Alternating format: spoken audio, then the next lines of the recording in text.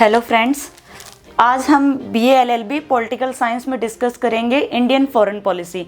न केवल BA LLB बल्कि बीए ऑनर्स, इसके अलावा जो अदर एग्ज़ाम होते हैं उनके लिए सबसे इम्पोर्टेंट टॉपिक है इंडियन फॉरेन पॉलिसी।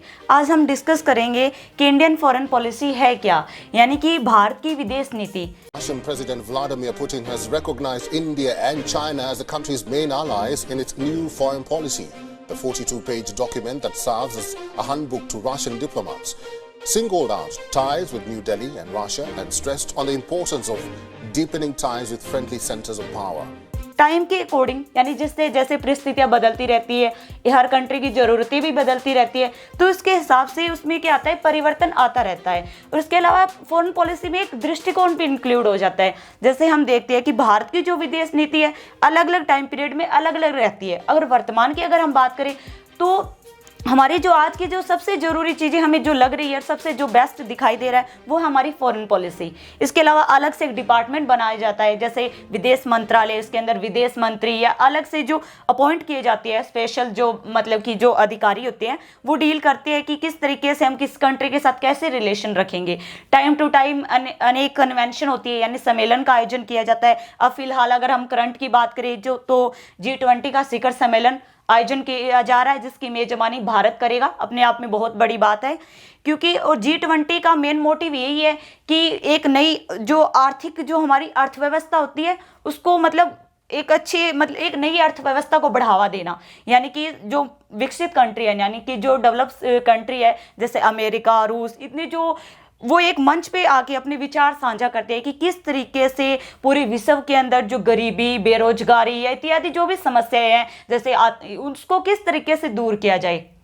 तो हम अगर बात करें तो हमारे फॉरेन पॉलिसी में क्या रहता है कि जो इंडिया की फॉरेन पॉलिसी होती है बेसिकली उसमें क्या रहता है कि हम अपने आसपास की जो कंट्री है हमारे क्योंकि भारत पूरी दुनिया में जनसंख्या के आधार पे देखें तो दूसरे नंबर पे है, और वैसे देखें क्षेत्रफल में तो हमारा 7वां स्थान है। और भारत अपने आसपास 7 देशों से सीमा साझा करता है, चाहे कुछ स्थलीय सीमा रहती है और कुछ जलीय सीमा रहती है। तो इसके आधार पर हमें देखना पड़ता है क्योंकि जो फॉरेन पॉलिसी होती है इससे राष्ट्रीय हित के अलावा बहुत सारे अनेक हित छुपे होते हैं, जैसे आर्थिक हित हो गया, जो क्योंकि बेसिकली आज के समय में जो सबसे ज्यादा इंपॉर्टेंट है ना वो है आर्थिक हित, क्योंकि प्रत्येक कंट्री चाहता है कि वो डेवलप हो, तो इसलिए इस चीज की नीड भारत को भी है।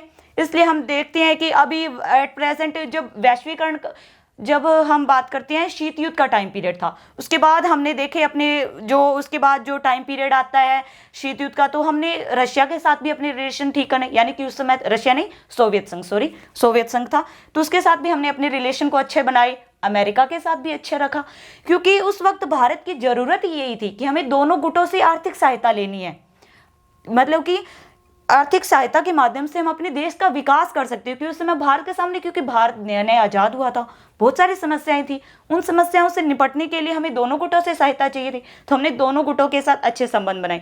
और समय के साथ चलते हुए हमने देखा कि रशिया के साथ हमने 1971 में हमने, आप राइट डाउन कर लीजिए, इंपॉर्टेंट है ये, यहाँ लिख देती हूँ। 1971 में हमने एक 20 वर्षीय सहयोग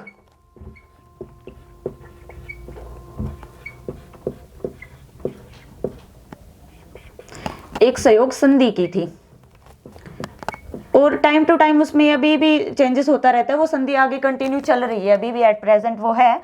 उस संधि के माध्यम से हमने क्या किया कि रशिया के साथ हमारे जो रिलेशन थे उसको और ज़्यादा मजबूत बनाया, और आज भारत और रशिया के बहुत ज़्यादा अच्छे रिलेशन है, क्योंकि भारत के पास अगर ऊर्जा शक्ति की बात की जाए या फिर हम प्राकृतिक संसाधनों में अगर हम देखते हैं तो तेल, जो कच्चा तेल होती है उसकी भारत के अंदर इतने अच्छे स्रोत नहीं है, उसके इतने अच्छे संसाधन नहीं है, इसलिए हमें ज़रूरत पड़ती है। तो रशिया के साथ अच्छे रिलेशन है, और उससे हमारी बहुत सारी अनेक पूर्ति, खासकर जो अभी भी एट प्रेजेंट भी जो टाइम पीरियड चल रहा है यूक्रेन और जो रूस का युद्ध चला है, उसके बाद बहुत सारी कंट्रियों ने इस पर प्रतिबंध लगा दिया, उसके बावजूद भी भारत अपने इसके साथ अच्छे रिलेशन रख रखे हैं, और एट प्रेजेंट भी हम उससे अपने जो भी आयात निर्यात है वो कंटिन्यू कर रहे हैं, क्योंकि हमें ये समय के हिसाब से भारत की ज़रूरत भी है। सबसे पहले फर्स्ट ऑफ ऑल मैं आपको बताना चाहती हूँ कि भारत एक सॉवरन कंट्री है, यानी कि एक संप्रभुत्व देश है। तो जो संप्रभुत्व देश है तो जायज सी बात है कि जो संप्रभुत्व कंट्री होती है ना, वो अपने आंतरिक और बाहरी मामले खुद डील करती है, यानी खुद डिसीजन लेने में बिल्कुल आज़ाद है। पहले क्या था, आज़ादी से पहले जो ब्रिटिश जो साम्राज्य था उसकी जो फॉरेन पॉलिसी थी वही अपनी फॉरेन पॉलिसी थी, यानी अलग से तो ऐसा कुछ नहीं था। बट उसके बाद हमने देखा कि हमारी फॉरेन पॉलिसी में चेंजेस आए, हमने अपनी फॉरेन पॉलिसी बनाई। तो जो हमारी फॉरेन पॉलिसी में सबसे ज़्यादा इंपॉर्टेंट रोल प्ले किया था उस वक्त पंडित जवाहरलाल नेहरू ने। वो हमारे देश की उस वक्त प्रधानमंत्री थे, माननीय प्रधानमंत्री थे वो हमारे देश के, और उसके अलावा उस वक्त वो हमारे विदेश मंत्री भी थे। तो उन्होंने उस जो वक्त जो सिचुएशन थी, यानी पूरे विश्व के अंदर जो अशांति का माहौल चल रहा था, शीत युद्ध का टाइम पीरियड चल रहा था, तो उसमें एक अपनी आप में बहुत बड़ी बात कह सकती हूँ कि उन्होंने इसके साथ मतलब कंटिन्यू रिलेशन रखे और एट प्रेजेंट भी अभी रखे हुए हैं। तो उनका ये दृष्टिकोण अपने आप में बहुत ही, वर्तमान समय में उन्होंने जो थ्योरी दी थी, यानी उन्होंने जो सिद्धांत जो प्रिंसिपल दिया था गुट निरपेक्षता का, और जो पंचशील के जो समझौते किए थे, वो आज भी भारत उन चीज़ को कंटिन्यू फॉलो कर रहा है। तो ये अपने आप में बहुत बड़ी बात है। उसके अलावा अगर हम बात करते हैं, सबसे पहले बहुत ज़रूरी है यहाँ हम बात करेंगे परिभाषा, क्योंकि हम देखते हैं जब हम मतलब कोई भी एग्ज़ाम वगैरह देते हैं तो एक दो मतलब राजनीतिक शास्त्र की डेफिनेशन देना अपने आप में सही रहता है, क्योंकि हमें मतलब वो क्लियर हो जाता है ना कंसेप्ट की क्या कहना क्या चाहते हैं। तो यहाँ हम डिस्कस करेंगे। सबसे पहले उन्हें जिन व्यक्ति ने यानी जिन राजनीतिक शास्त्री ने जो डेफिनेशन दी थी, यानी कि फॉरेन पॉलिसी है क्या, उसके बारे में जो बताया था ना, सबसे पहले वो थे मोडलेस्की। उन्होंने क्या कहा था कि कोई भी राष्ट्र अन्य राष्ट्रों के व्यवहार में परिवर्तन करवाने के लिए और गतिविधियों को अंतर्राष्ट्रीय पर्यावरण के अनुकूल बनाने के लिए जो उपाय करता है वह विदेश नीति है। देखिए ध्यान से समझते हैं हम यहाँ, कोई भी राष्ट्र यानी कि कोई भी राष्ट्र से मतलब यहाँ पे कोई भी कंट्री दूसरी कंट्रियों के साथ व्यवहार करने के लिए मतलब कुछ अपने आप में चेंजेस ले आती है, यानी कुछ नीति में मतलब कि परिवर्तन किया जाता है उसके आधार पर। उसके अलावा जो अंतर्राष्ट्रीय मतलब जिस टाइप का वो वातावरण बना होता है, जैसे कि अब हम देखते हैं, जाहिर सी बात है चाइना एक डेवलप कंट्री है, हम उसका एग्जांपल लेते हैं। चाइना एक डेवलप कंट्री है, तो वो अपनी फॉरेन पॉलिसी बिल्कुल ऐसे नहीं रखता बिल्कुल उसका भाई लचीला स्वरूप हो भी, कुछ भी ना हो कोई भी। वो अपनी जो उसकी जो फॉरेन पॉलिसी है ना, उसको वो एक कठोर फॉरेन पॉलिसी है। क्यों है? जाहिर सी बात है वो विकसित कंट्री है। तो जब हम अब विकसित कंट्री के साथ अपने रिलेशन बनाते हैं तो कुछ चेंजेस हमें करने पड़ते हैं। वही है ना कि अंतर्राष्ट्रीय पर्यावरण के अनुकूल अपने आप को ढालना, उसके हिसाब से अपनी फॉरेन पॉलिसी बनाना, वही बात करते हैं हम। उसके अलावा अगर हम बात करें कि बेसिकली नॉर्मल लैंग्वेज में अगर देखा जाए तो फॉरेन पॉलिसी वो होती है मतलब सेट ऑफ रूल रेगुलेशन होते हैं, कुछ सिद्धांत होते हैं, कुछ प्रिंसिपल होते हैं। हमने पहले मतलब मापदंड डिसाइड कर रखे हैं जिनके आधार पर हम क्या करते हैं, नीतियां बनाते हैं, और उन नीति का अनुसरण करते हुए हम विदेश नीति बनाते हैं कि भाई एक राष्ट्र यानी कि एक राष्ट्र दूसरे राष्ट्र के साथ, ये एक राष्ट्र भी हो सकता है, अनेक राष्ट्र भी हो सकता है, के साथ द्विपक्षीय या बहुपक्षीय जो समझौते करता है जिस नीति के अनुसार, उसे क्या बोलते हैं, यानी कि जिस नीति को फॉलो करते हुए उसे क्या बोला जाता है, फॉरेन पॉलिसी बोला जाता है। ओके, क्लियर होगा आप सबको। अब हम यहाँ क्या डिस्कस करेंगे कि फॉरेन पॉलिसी क्या है, उसका उद्देश्य क्या है, यानी कि पर्पस क्या है, यानी फॉरेन पॉलिसी आई ही क्यों, हमें नीड ही क्या थी फॉरेन पॉलिसी की, हम फॉरेन पॉलिसी बनाएं, फिर क्या ही जरूरत थी। तो उसके बारे में अगर हम बात करें भारत की, हम यहाँ इंडिया की बात करेंगे कि फॉरेन पॉलिसी, सबसे पहले हम डिस्कस करते हैं कि भारत क्या है, कि भारत एक शांति प्रिय देश है। क्योंकि सबसे पहले उसका मेन मोटिव ये है कि अंतर्राष्ट्रीय स्तर है उस पर शांति और सुरक्षा को बढ़ावा देना। क्योंकि जितने भी हम देखते हैं कि जैसे यूएनओ है, उसका भी पर्पज़ यही है कि अंतर्राष्ट्रीय स्तर पर हम शांति और सुरक्षा को बढ़ावा दें, और भारत उसका मेंबर है। सबसे अच्छी बात यह है कि जब वो बना उसी दौरान भारत ने उसकी सदस्यता ग्रहण कर ली थी। बेसिकली वो बना 1945 में था, और भारत ने मतलब हस्ताक्षर वगैरह करने के बाद उसकी बेसिकली अगर सही ढंग से अगर सदस्यता की अगर हम बात करें तो वो 1946 में थी। ठीक है, उसने उसकी सदस्यता ग्रहण कर ली थी। तो उसका भी यही काम है कि अंतर्राष्ट्रीय स्तर पर शांति, और भारत ने भी यही किया। अंतर्राष्ट्रीय स्तर पर जितने भी मतलब विवाद होते हैं, जिससे अगर हम बात करें कि खाड़ी युद्ध वगैरह है, मतलब जिसमें उसने भारत ने यही चाहा कि अंतर्राष्ट्रीय स्तर पर शांति और सुरक्षा बनी रही। इसलिए भारत ने क्या है कि जो यूएनओ की जो शांति सेना है उसमें भी भारत का बहुत इंपॉर्टेंट रोल है। उसमें अगर हम बात करें तो करीबन 180 कुछ, रुकिए मैं डाटा लिख देती हूँ आपको, इम्पोर्टेंट मतलब इतने मतलब जो सैनिक है ना वहाँ की जो शांति सेना में, वो अपने भारतीय सैनिक इसमें इंक्लूड है। तो ये अपने आप में बहुत बड़ी बात है कि शांति को बढ़ावा देने के लिए भारत भी दिन प्रतिदिन यूएनओ के जो सिद्धांत है उनको मानता है। उसके अलावा अगर हम बात करें जो कि 82 कंट्री है, 82 कंट्री के जो मतलब कि अधिकारी वगैरह है उनको जो शांति में मतलब प्रमोट करते हैं, यूएनओ के अंदर शांति बढ़ावा देने के लिए जो कार्य कर रहे हैं, उन्हें क्या किया जाता है, प्रशिक्षित किया जाता है। भारत उन्हें ट्रेन करता है, भी ट्रेनिंग दी जाती है भी किस तरीके से। तो ये अपने आप में बहुत बड़ी बात है। उसके अलावा अगर हम बात करें जैसे कि महासभा है, एक पार्ट है यूएनओ को, उसके अंदर भी हमारी सबसे पहले एक महिला अध्यक्ष रही, वो भी भारतीय, विजयलक्ष्मी पंडित, 1953 में। ये बेसिकली मैं आप पे ना आगे जब आएगा ना यूएनओ उसमें भी एक्सप्लेन करूंगी, बट आप राइट डाउन कर लो क्योंकि इसमें हम डिस्कस कर रहे हैं ना कि अंतर्राष्ट्रीय स्तर पर शांति और सुरक्षा को बढ़ावा देने में, तो उसमें भी ये लिख लो कि कब कब भारत ने यूएनओ वगैरह में वो हो जाएगा। इसके अलावा अगर बात की जाए तो कोई भी विवाद होते हैं, अंतर्राष्ट्रीय विवाद को आपसे बातचीत द्वारा हल करना भी यूएनओ का यही रहा है कि कितनी भी मतलब यूएनओ का जो सिद्धांत रहा है ना कि भाई कोई भी मैटर हो जाता है दो कंट्री के बीच में तो उसको आपसे बातचीत द्वारा मतलब सॉल्व आउट किया जाए, तो ये सिद्धांत को भारत भी मानता है। भारत ने भी जितने भी विवाद हुए हैं उनमें हमेशा यही कहा है कि अंतर्राष्ट्रीय स्तर पर और बहुत सारी कंट्री के बीच में जो विवाद होता है तो भारत एक मध्यस्थता का रोल भी प्ले करता है। इसके अलावा उसने जैसे हमारे कश्मीर की समस्या थी, भारत ने इसको डील करने के लिए यूएनओ को सौंपा ये, और यूएनओ के इसके आधार पर जितनी भी मतलब कि उन्होंने जो भी सुझाव वगैरह दिए, जो भी उन्हें निर्णय दिए इस केस पे मतलब कि हमारे कश्मीर वाले मुद्दे पे, तो भारत हमेशा उनका अनुसरण करता है। तो ये भी अपने आप में बड़ी बात हो गई। उसके अलावा अगर हम बात करें, भारत साम्राज्यवाद और जाति भेदभाव का विरोध करता है, वो भी उसका उद्देश्य है क्योंकि भारत खुद साम्राज्यवाद का शिकार रहा है। 200 वर्षों तक हमारे ऊपर ब्रिटिश साम्राज्य का शासन रहा, तो भारत का यही रहा है कि जितनी हो सके साम्राज्यवाद की विस्तारवादी जो नीति है उसका विरोध किया जाए, भी प्रत्येक क्षेत्र को यानी कि प्रत्येक कंट्री को अपना अस्तित्व बनाए रखने के लिए उचित अवसर मिलना चाहिए। यानी ये हम अब वर्तमान अगर स्थिति देखें तो चाइना है, चाइना की विस्तारवादी नीति है, वो अपने साम्राज्य का अपने क्षेत्र का विस्तार करना चाहता है और भारत लगातार इसका विरोध कर रहा है, तो वो हमेशा से। उसके बाद में आता है जातीय भेदभाव। जातीय भेदभाव क्या है कि जैसे जातीय भेदभाव जो यूरोपीय महाद्वीप की जो कंट्री है वहां पे इस चीज को देखने को मिलता है, और अफ्रीका महाद्वीप, तो भारत हमेशा इस चीज का विरोधी रहा है, तो ये भी अपने आप में हो जाएगा। फिर ये संयुक्त राष्ट्र संघ जो मैंने पहले बताया, अब एक नया पॉइंट भी बन सकता है कि जो अंतर्राष्ट्रीय मंच है उस पर भी भारत का महत्वपूर्ण योगदान रहा है, जो कि आप बता देना, जैसे यूनेस्को में हो जाएगा, महासभा में हो जाएगा, यूएनओ में हो जाएगा, तो वो सब रहेगा।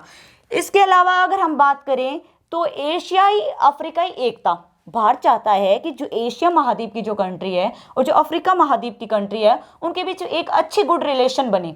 इसी चीज को ध्यान में रखते हुए भारत सार्क का भी मेंबर रहा है, दक्षिण एशियाई क्षेत्रीय सहयोग संगठन। मैं राइट डाउन कर देती हूँ सार्क के बारे में।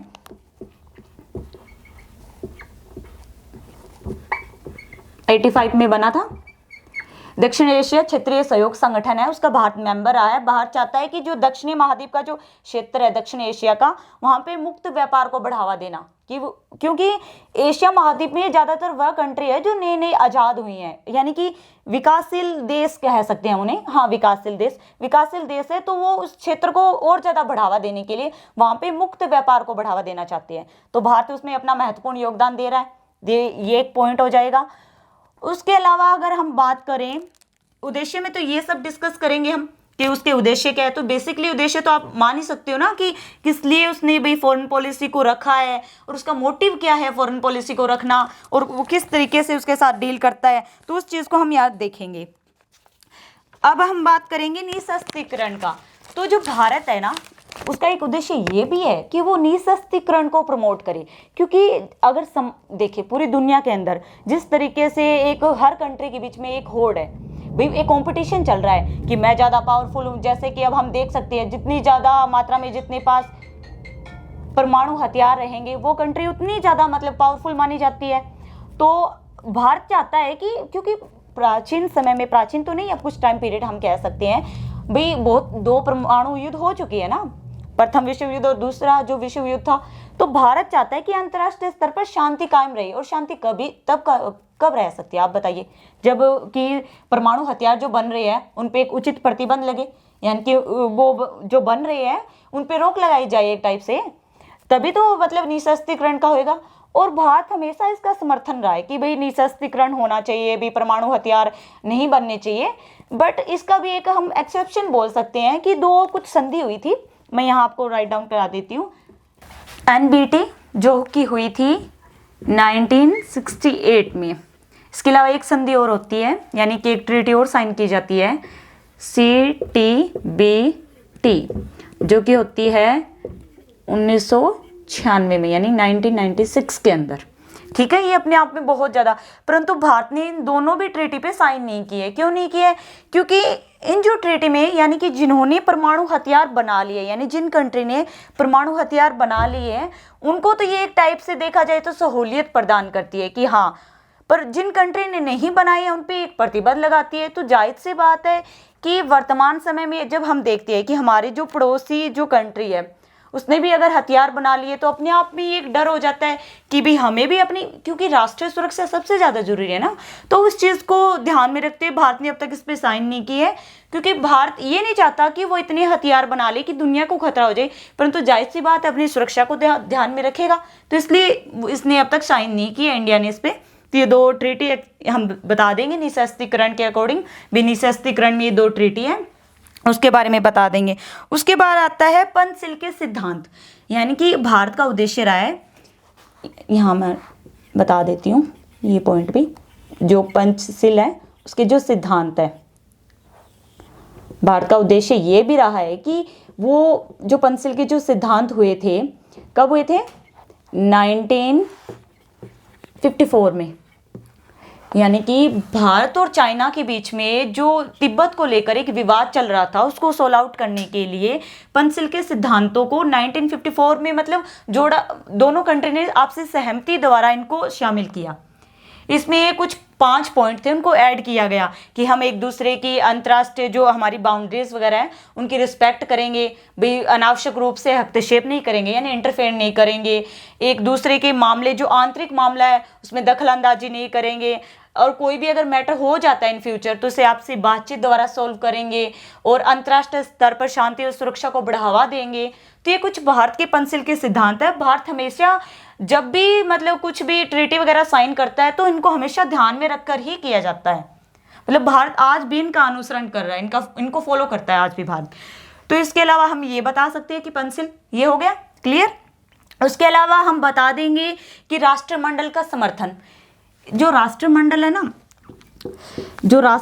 है ना उसका भी समर्थन, क्योंकि भारत वर्तमान समय में भी राष्ट्रमंडल का सदस्य है, और जो इसका अध्यक्ष है वो ब्रिटिश जो महारानी है वो इसकी अध्यक्ष है, यानी तो उसका भी समर्थन करता है भारत, क्योंकि इसके थ्रू भी मतलब एक बात टाइप से देखा जाए तो कि आर्थिक क्षेत्र पर अपने देश को बढ़ावा देने के लिए एक उचित मंच मतलब प्रोवाइड कराया जाता है। तो इसका भी भारत राष्ट्रमंडल का भी सदस्य रहा है, तो ये भी है। बस बेसिकली उद्देश्य में तो देखो भारत का उद्देश्य ही क्या है, क्योंकि भारत शांति प्रिय कंट्री है, तो जाहिर सी बात है कि वो शांति को बढ़ावा देना चाहेगा।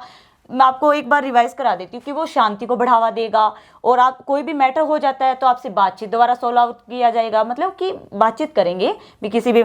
और उसके अलावा क्या रहता है? हाँ, पंचशील के सिद्धांत निशस्त्रीकरण को बढ़ावा देता है, साम्राज्यवाद जातिवाद का विरोध करता है, और अंतर्राष्ट्रीय मंच पर सहयोग देता है, जैसे यूएनओ के बारे में मैंने आपको बताया वो हो जाएगा। उसके अलावा राष्ट्रमंडल वाला हो जाएगा। बस बेसिकली ये 6-7 पॉइंट है जो मेन है, वो आप कर लेना। उसके बाद हम कल डिस्कस करेंगे नेक्स्ट लेक्चर में कि उसके प्रिंसिपल क्या, मतलब कि क्या सिद्धांत है जिनको फॉलो करते हुए भारत अपनी विदेश नीति का निर्माण करता है। Okay student, thank you. Next lecture में हम डिस्कस करेंगे कि प्रिंसिपल क्या है। तो इसलिए माय डियर फ्रेंड्स, थैंक्स हमारी वीडियो देखने के लिए, और अगर आपको कोई भी डाउट है तो आप कमेंट बॉक्स में बताना कि क्या कुछ आपके डाउट क्लियर किए जाएंगे, और अभी हम नेक्स्ट लेक्चर में डिस्कस करेंगे। थैंक्स।